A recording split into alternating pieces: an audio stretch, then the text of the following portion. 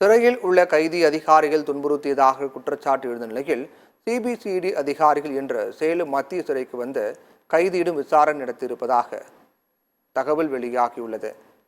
கிருஷ்ணகிரி மாவட்ட போச்சம்பள்ளி பகுதியைச் சேர்ந்த சிவக்குமார் கொலை வழக்கில் ஆயுள் தண்டனை பெற்று வேலூர் சிறையில் அடைக்கப்பட்டிருக்கார். அவர் அந்த சிறை டிஐஜி வீட்டு வேலைக்கு சென்றதாகவும் அங்கிருந்து 4,25,000 மற்றும் வெள்ளிப் பொருட்கள் திருடியதாகவும் கூறப்படுகிறது. மேலும் டிஐஜி வீட்டின் கழிவறையை சுத்தம் செய்ய வற்புறுத்தி அடித்து கொடுமைப்படுத்தியதாக கூறப்படுகிறது. இது தொடர்பாக விசாரணை நடத்திய போது மண்ணில் புதைத்து வைத்திருந்த பணத்தை கண்டுபிடித்து எடுத்தனர். இந்நிலையில் தனது மகன் திருடிவிட்டான் என கூறி அதிகாரிகள் பொய் குற்றச்சாட்டு வைத்து சித்திரவதை செய்வதாக சிவக்குமாரின் தாய் சென்னை உயர்நீதிமன்றத்தில் வழக்கு தொடர்ந்தார். இது தொடர்பாக வேலூர் தலைமை நீதித்துறை நடுவர் சிறையில் சென்று விசாரணை நடத்தினர். அதன் அறிக்கையை உயர்நீதிமன்றத்தில் தாக்கல் செய்தார்.